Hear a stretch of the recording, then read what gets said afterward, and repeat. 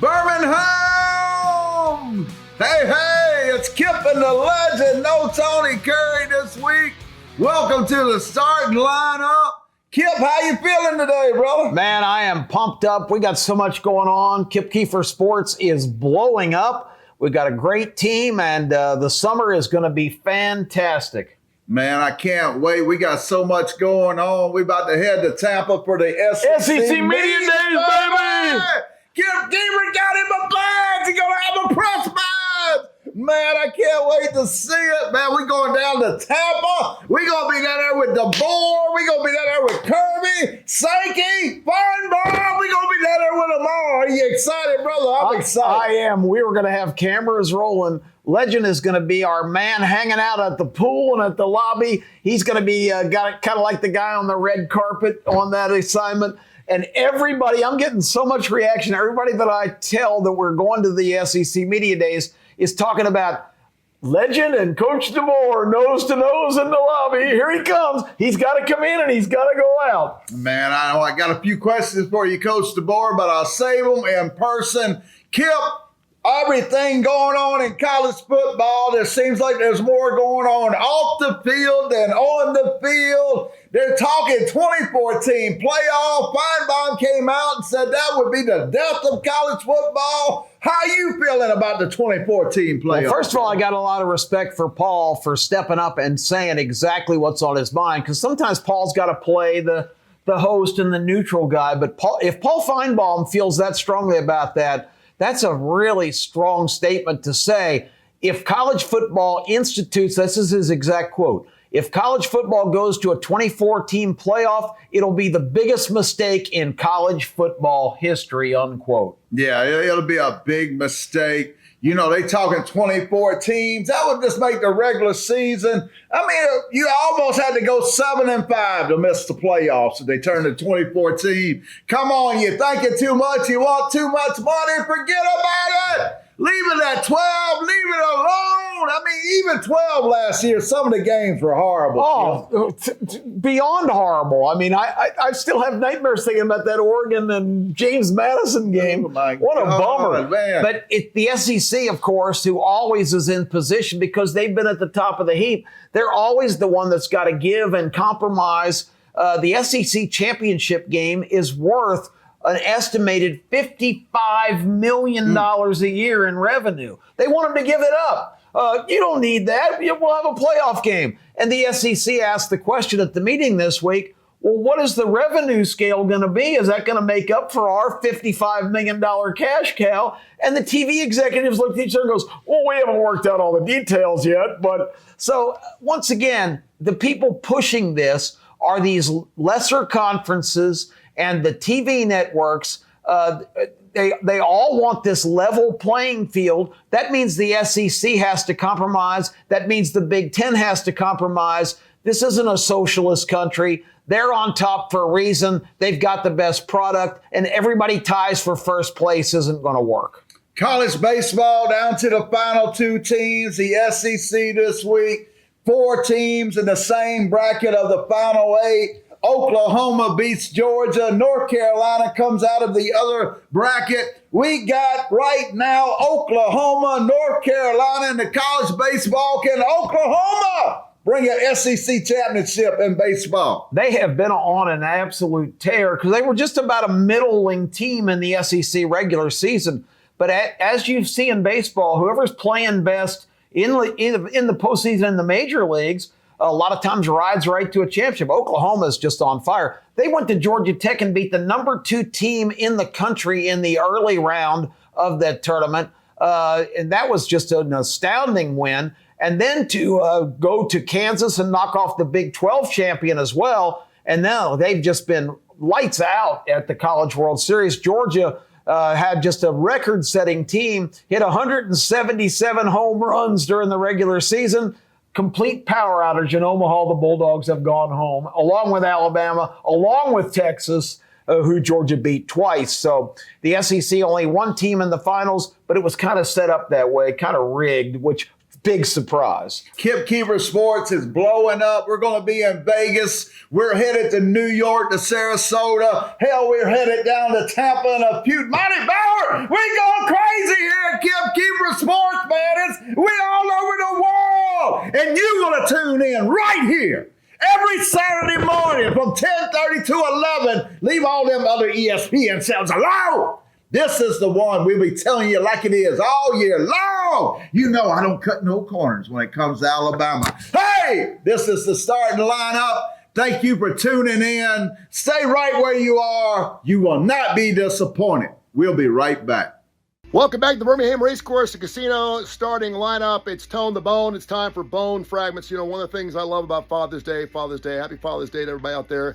Of course, thinking about all the wonderful times I had with my dad. Because of my dad's hours, we never got a chance to really go to a lot of ball games. Matter of fact, I never went to a professional game with my dad. So what I've tried to do with my sons, Santo mainly, my oldest one, is to go to as many ball games as I possibly can. This past Thursday, we went to the FIFA game over in Atlanta, $190 a ticket to stand up for 3.5 hours.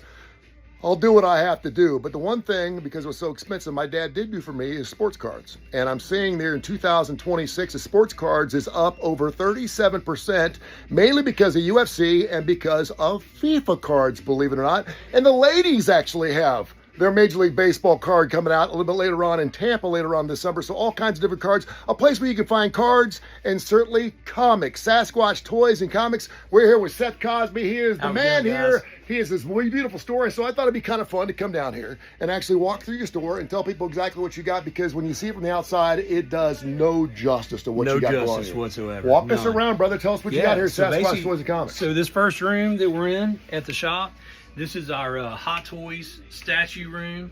Got a bunch of really nice stuff in here. Like these are limited. The Batman and the Joker both are limited to like 700 worldwide.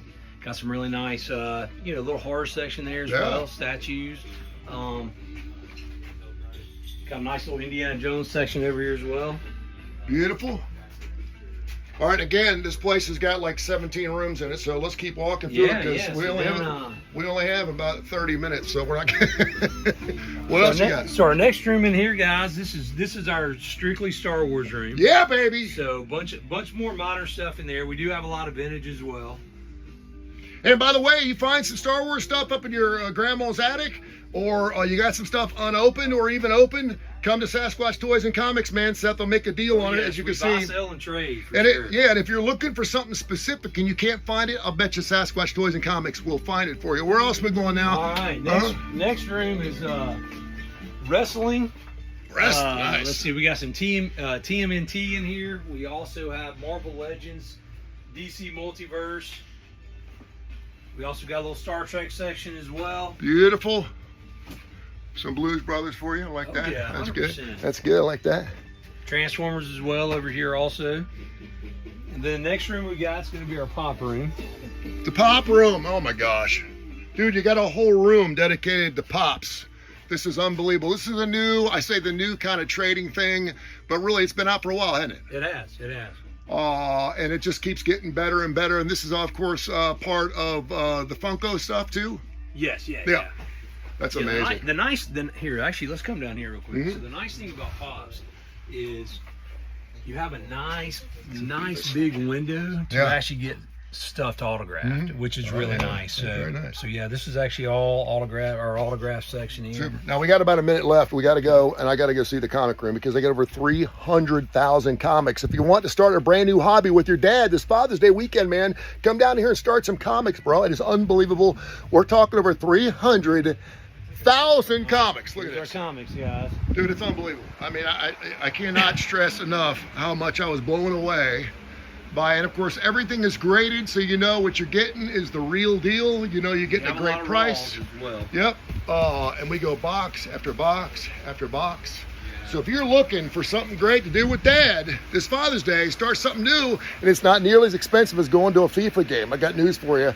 Come down to Sasquatch Toys and Comics. We also have a huge dollar section too on the comics. Oh, sweet. Dollar section. It's a good place to get started. Yeah, all right, with about 30 seconds left, is there anything particular you want to show me? One more thing before? Nice bumblebee. Yeah. Look at that bumblebee. Look at that. That's unbelievable. Let's do the Pokemon. Yeah, let's do the Pokemon room real quick. This place is unbelievable.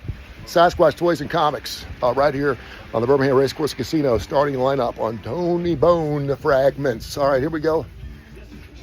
And our final shot here. There you go. Nice Pokemon. Oh man, Pokemon, all kinds of sports cards. You name it, they got it right here.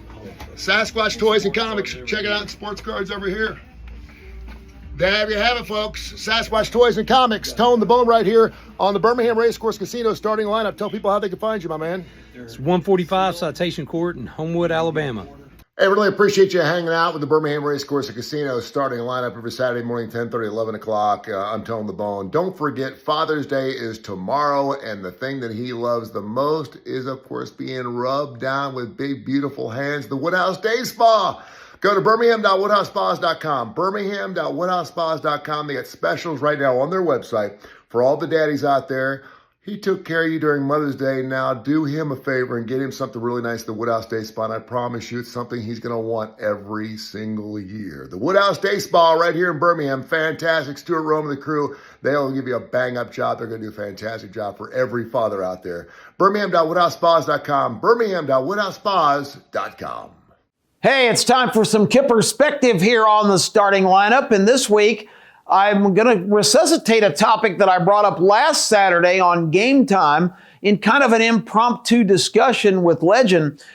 We were talking about the quarterbacks in the SEC. And you know, in college football, every position's important, but your quarterback is really the determining factor a lot of times for your success or failure in a season. There are 6 teams in the SEC with their starting quarterback from a year ago back for a second consecutive season.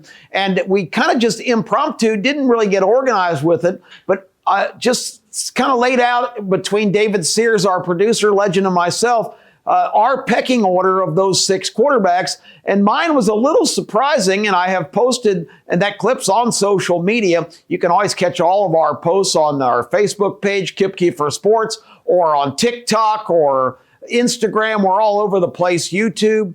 But my rankings were a little bit surprising to a lot of folks, and I'm getting a little bit of backlash. So I wanted to kind of get into that subject again here. My top 6, I have got Trinidad Chambliss back for Ole Miss. He was just a magic man last year. He wasn't even the starter at the beginning of the year. Austin Simmons, who now has transferred, he'll be Missouri's quarterback. Chambliss gets an extra year of eligibility, won his case, and he is going to be there. I think he is the top returning guy, the alpha dog on this alpha dog list. Number 2, I've got Gunnar Stockton with the Georgia Bulldogs. I think he was really underestimated last year, did a great job, got Georgia another SEC championship. He doesn't have the wide receiver weapons he had a year ago, but he's got a big-time experience, proven offensive line, and a whole stable of running backs, and that makes life easier for any quarterback to have those assets.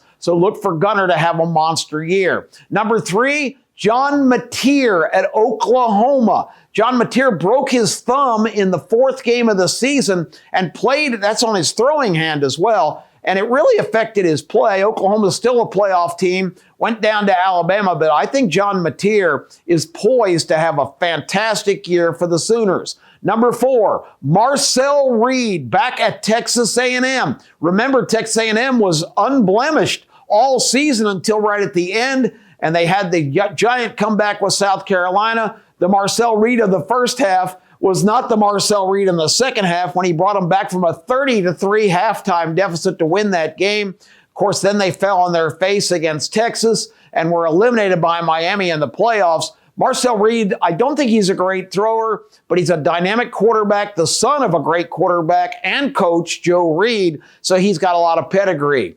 The number 5 quarterback is Lenora Sellers from South Carolina, who was one of the Heisman favorites last year. South Carolina was kind of a bummer overall, but bottom line is this guy is multi-talented and could have a monster year. Running, passing, he can do it all, and he's huge. And number 6, and this is where the blowback's coming, Arch Manning. Okay, I have nothing against Arch Manning. I am a huge admirer of the Manning family and all that they've accomplished. Grandpa, Archie, of course, Peyton and Eli. And father actually of this quarterback is Cooper Manning, who's the oldest son of Archie Manning, who was a receiver at Ole Miss.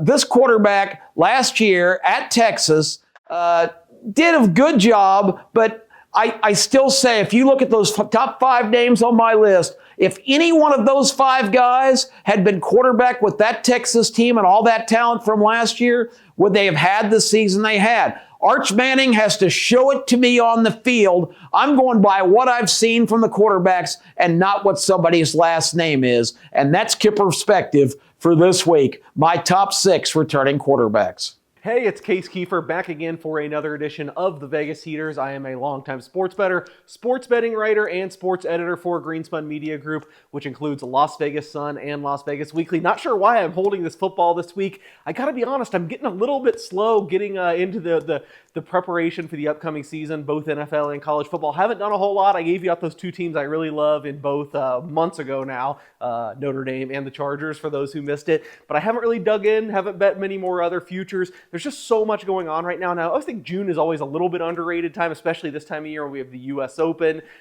we have College World Series, but I think the World Cup's even set it over the top this year. There's just so much sports going on this month. I can't really talk about the World Cup today. At the time of filming now, every team has played 1 match. If you do want to know my thoughts, some of my long-term future stuff, which I still feel really good about, hopefully you can go back and watch last week's episode. I just thought we'd do a grab bag, talk about a lot of different things. Of course, now, since the last time we talked, both the NBA and the NHL have wrapped up. As I've documented many times over the last several weeks, shut out as far as championship futures in both of those sports. Didn't even get anyone to the championship this year. And because of that, because I'm feeling a little bit beaten up, a little bit damaged, never happened in the history of the show. We haven't got either. I haven't dug into the odds for next year. A lot of times I'm firing right away. I like to hit the openers. I find a team fire on them. We had the Avalanche last year at 12-1 at this time. Maybe I'll do that and get back to you next week. But just some overall thoughts of going forward. We'll start in the NBA. I think that's freshest with everyone celebrating the Knicks. Congratulations to the Knicks, a historic playoff run. However, I don't really see it being repeatable. We're already seeing James Dolan say he's not going into the second apron. I can tell you for sure one team I will not be on again next year is the Knicks. And honestly, I don't think I'm going to be on the Spurs either. They are now the favorite. They're at the top of the board of everything.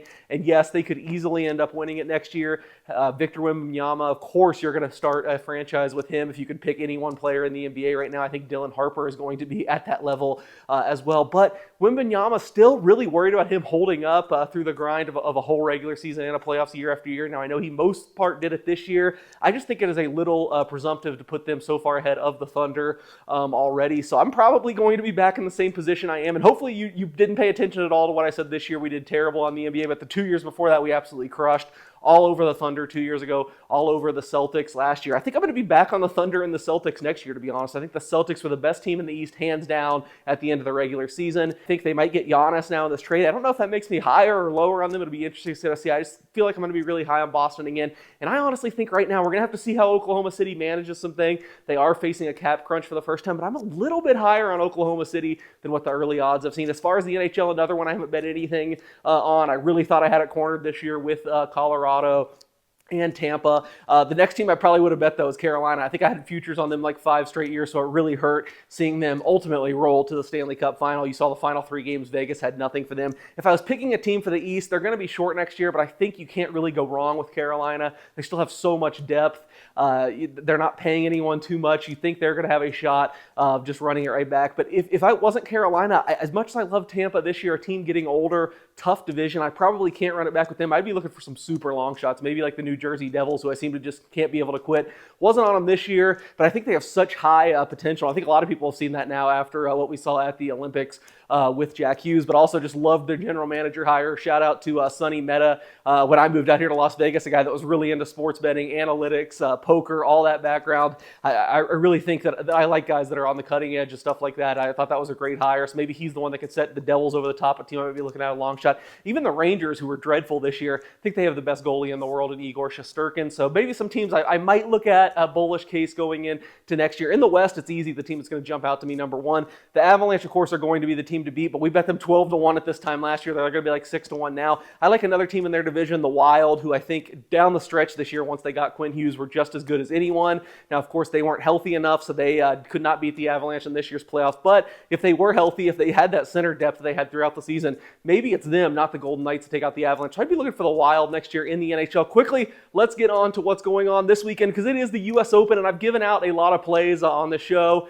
A lot of them haven't aged well. I'm on Rahm, Oberg, and Cam Young. That one actually has aged pretty well. But I got to tell you, I wonder if I'm just outthinking everything. In the end, I think I said it a few times we talked about it. I said I was probably going to end up betting Scotty Scheffler, and what do you know? I did end up betting Scotty Scheffler right before post time here. You guys have a lot more information than me right now of what's going on at Shinnecock. I'm filming right before we start. Now we're 2 rounds in, but I bet Scotty Scheffler 6-1, the final guy. I just think he's being knocked down too much. He's still already won this year. He's not really having that big of a down year. This course fits him perfectly. There's so many ways to live bet golf now. If he's lurking, maybe when you're watching this, he's 2 or 3 strokes back. I think he is worth the bet. My 2 favorite plays this week would be Scotty Scheffler and another usual suspect, Tommy Fleetwood, who collapsed the last time this was at Shinnecock. We'll see if Tommy can get it done. Also, the College World Series kicking off today, and we do have one future alive, and this, at least we had a team make it. North Carolina, almost, that was the last team we bet. The first team we bet going all the way back, almost a year now, was Georgia. We almost got that North Carolina-Georgia matchup. Unfortunately, now North Carolina-Oklahoma. Haven't decided if I'm going to hedge the North Carolina. I believe we give them about 18-1 on the show. I think they should win against Oklahoma, but I am sick of getting burned up, sick of getting shut out on these futures. If there's a chance to take Oklahoma, which college baseball is a bigger market? I could take Oklahoma, like plus 1.5 games just not to get swept.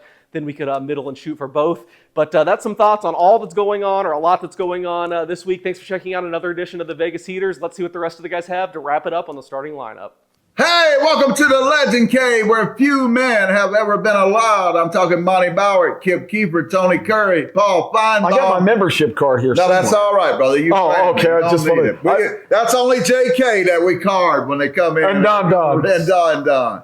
Hey, Kip, this week they were talking about who is your top 5 going into the season. A lot of fans were upset at me because I didn't have Alabama in my top 5, but I got to keep it real. We're not a top 5 team yet. And you got to give Legend credit. Legend has said on several different of our platforms that Alabama just does not have, in his opinion, a playoff roster. And that's got to just cause you tremendous pain to say that. Just pain. Doc, if Keon Russell, bring in the medic. Yeah. If Keon Russell can explode, if Ezekiel Crowell can explode, and if Ryan Hollywood Williams can come back to himself, Ryan Hollywood Coleman Williams, and explode, it could be a great season. But that's a lot of exploding, a lot of ifs that have to happen for Alabama, Kipper. I think the bright side for Alabama is I would have high expectations for this defense. The front line still may be a little bit of a question, but the back group, the linebackers, and the secondary is absolutely prime time. I tell you what, Keon Russell leading the offense. Bray Hubbard leading that defense. Bray Hubbard reminds me of Tommy Wilcox back in the day. Oh, I just went old school on you. Tommy Wilcox back in the day. You got Keon Sapp. You got Bray Hubbard. Is they a better tandem at safety in the nation than Alabama has, Kip? No, and the corners are very good too. The secondary, and it's about 6 deep. It's not just the 4 starters. You can't look at a secondary that way because you got so many nickel guys and other players come in. A lot of times you're running 5 and 6 defensive back sets, and Alabama has got the personnel to really do whatever they want in that secondary. They should be locked down. It's that time of the year where we make fools of ourselves. Give me your national championship game in college football for the upcoming season. Oh, man. And please don't say Penn State and Clemson. You have no fear of me saying that. I really am kind of intrigued. I don't like the Big Ten, but I'm intrigued by this Michigan team. I think Kyle Whittingham, I think that worked out great for Michigan. This is a guy who's been languishing at Utah for years and years and always has competitive teams with no resources. I don't think that's a hotbed for high school recruits in Utah, but he's walking into getting an experienced team The young quarterback is back again. And I think Michigan is the scary team in the Big Ten this year. And I'm really kind of looking at all the contenders in the SEC. I tend to think we're going to have an SEC team in there, and people are going to call me a homer, but I like what Kirby has at Georgia. So right now, today, unprepared, ill-prepared, I'm going to say Georgia, Michigan. Wow, Georgia, Michigan. I wouldn't have guessed that in a million years. I got Notre Dame and Oregon. Yep, I'm sorry, Alabama fans. I know you want to pull my card. I hear you, Bear. This is an SEC show. It's an SEC show, but I think Oregon with Dante Moore, he is a number one pick in the draft next year. Their 4 defensive linemen will all be top 50 picks in the draft next year. 17 starters in their first 22. This team is loaded. This duck is going to fly, and Notre Dame's schedule is just, it's so easy. Easy like Sunday morning. I got Notre Dame and Oregon in the final. I hear you, Bear. Bear don't like the Notre Dame pick. Who you got winning it all, Kip? I like Kirby to pick up his third in 5 years. I think Georgia. I think the SEC. If it's not Georgia, I make sure you ain't got a fever.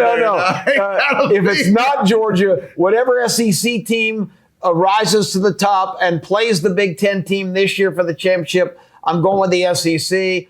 Could it be LSU? Could it be Texas? Let me hold my nose when I say that. Could it be Alabama? It could be. So there's some contenders in the SEC. I will say right now, to support your pick, you know who the favorite right now in Las Vegas is for the Heisman Trophy, do you not? Dante Moore? No. C.J. Carr, quarterback Notre Dame Fighting Irish.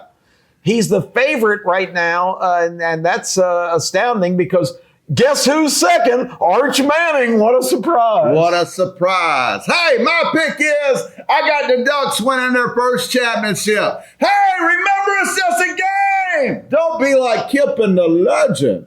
Plum Sports Insane. This Wednesday coming up, join us down at the Barons game downtown at Regions Park. We are going to be doing the starting lineup interviews and features for next week's show. Filming Wednesday, so if you want to get on TV, we'll have free T-shirts. We're going to be working the crowd, introducing ourselves. Join us for the Barons game. And Legend, we're really excited. I toured yesterday our new facilities and new set at the brand new sports bar that's going to be opening in July at the Birmingham Racecourse Casino. We are going to be out there and interact with the fans. And we've got a contest where we're going to be giving away $1,500 a week in cash and a bunch of other prizes. If you can successfully pick games, a 5-game parlay, you can win big prizes. Yes, $1,500 every week, a 5-team parlay free to the public. All you need is a player's card at the casino. You can pick that up free also at the casino. It is blowing up at the Birmingham Racetrack Casino. You want to be there all season long and have an opportunity. I know JK and David Legend, they love the